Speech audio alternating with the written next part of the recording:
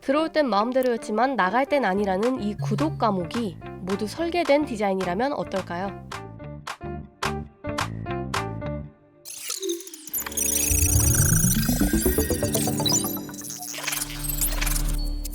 오늘의 디테일은 우리의 구독 해지를 막는 다크 패턴 디자인.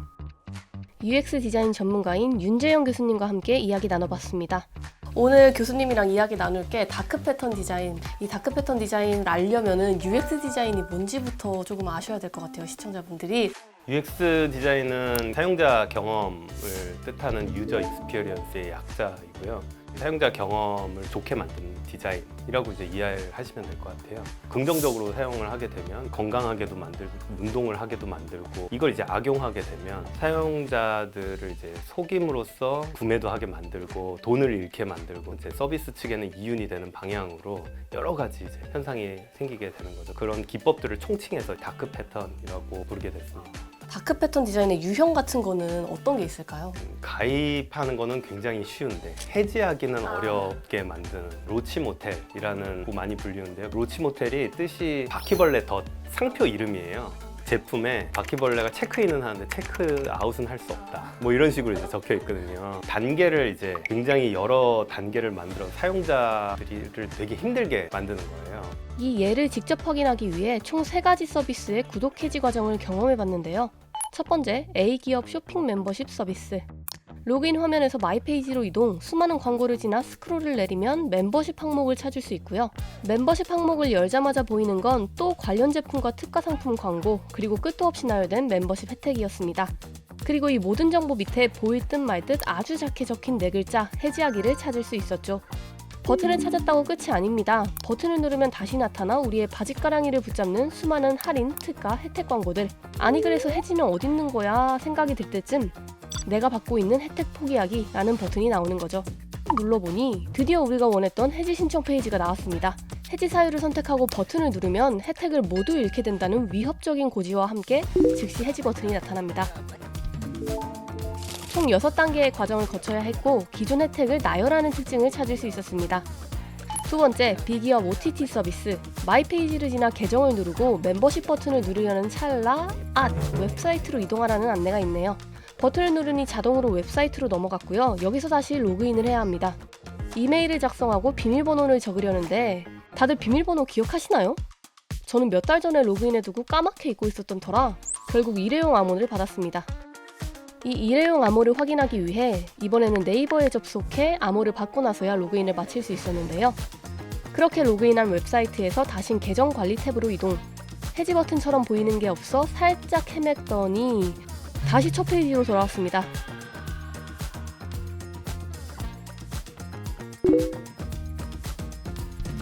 총 11단계를 거쳐 해지할 수 있었고 모바일 브라우저로 이동해야 하는 게 특징이었죠. 그리고 마지막 C기업 OTT 서비스. 이 서비스는 조금 특별했습니다. 홈에서 마이 페이지로 이동, 계정 항목을 누르고요. 바로 해지하기 버튼을 찾을 수 있었는데요. 버튼을 누르니 추가, 맞춤 혜택을 제한하는 팝업이 떴습니다. 아니 좀 더 저렴한 구독 방법이 있었네요. 안 할래요를 누르니 다시 한번 나타나는 기존 혜택 나열창.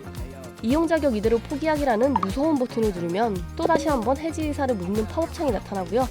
마지막 해지 버튼을 누르는 순간 내 핸드폰 계정에서 구독을 취소하라는 안내를 받을 수 있었습니다.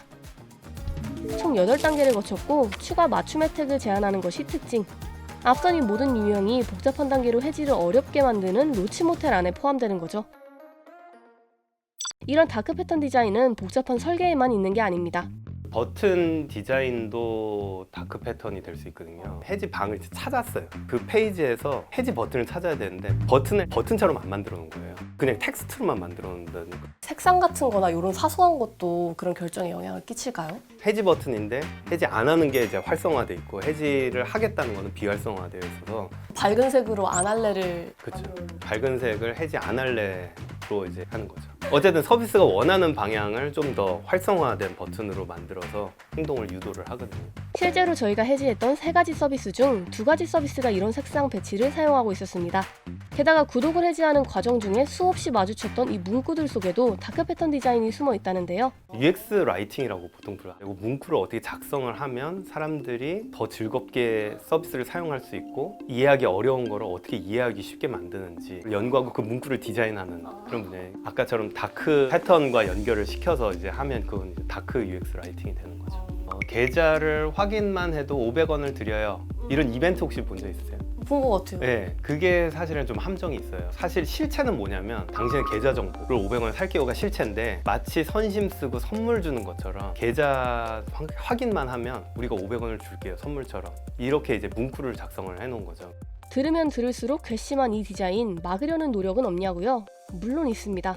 미국에서는 21년도부터, 유럽연합은 작년부터 다크 패턴 디자인을 명시적으로 금지하는 내용을 담은 디지털 서비스법을 시행하고 있는데요. 해외에서는 이런 다크 패턴 디자인이나 이런 거를 아예 법적으로 금지해두거나 약간 이런 사례들도 있었는데 나쁜 디자인이 성행하는 이유도 조금 들어보고 싶어요. 한국은 뭐 처벌 사례가 많거나 그 액수가 그렇게 크거나 그렇지는 않은 것 같아요. 미국에는 그 개인정보보호법이 CCPA, 유럽에서는 GDPR이라고 해서 개인정보보호법이 이제 굉장히 엄격하게 만들어지고 있는 추세고 그 기업의 매출액의 6% 정도를 이제 한다고 그래요. 그러니까 빅테크 기업 같은 경우는 이제 뭐 몇천억, 제가 몇 조까지도 봤어요. 몇 개 좀 소개를 드리면 유튜브에서 예전에는 유튜브 그 프리미엄 유료 서비스를 한 달 무료 체험하는 게 있었잖아요. 한 달 무료 체험을 하고 유료로 전환되는 시점에서 고지를 이제 명확하게 안 하고 바로 이제 비용을 지급하게 만들었던 것 때문에 사용자들의 명시적인 동의 없이 비용을 청구했다. 방송통신위원회에서 아마 8억 정도를 이제 과징금으로 매긴 적도 있고 소비자들이 사실은 이거에 대해서 문제 제기도 잘 안 하고 사실 모르는 사람도 되게 많아요. 조사를 해봤더니 다크 패턴의 개념도 잘 모르고 관심도 되게 적고 알고 있어도 개인이 어떤 불만이 있다고 해서 기업을 상대로 뭔가 문제 제기를 하기가 굉장히 어려운 구조잖아요. 이게 해결이 되려면 규제 같은 것도 사실 뭐 중요하기는 하지만 사회적인 어떤 그런 분위기와 합의와 공감대가 되게 중요한 것 같아요. 사용자들 개개인이 문제의 심각성을 인지하고 문화 공감대가 있을 때 기업도 조심하고 사용자들도 조심하는 건강한 어떤 사회가 되지 않을까. 일단은 다크 패턴 디자인이 뭔지 아는 것이 첫걸음이 될 수도 있을 네. 것 같네요. 이 방송이 첫걸음을 여는 네. 점점 더 은밀해지는 다크 패턴 디자인. 망설임 없이 결제하기를 눌렀던 우리의 행동이 설계된 디자인으로 인한 결과가 아니었길 바랍니다. 이번 영상을 만든 PD가 추천하는 영상도 보고 가세요. 스브스 뉴스의 다른 영상을 즐기시려면 구독 버튼을 꼭 눌러주세요.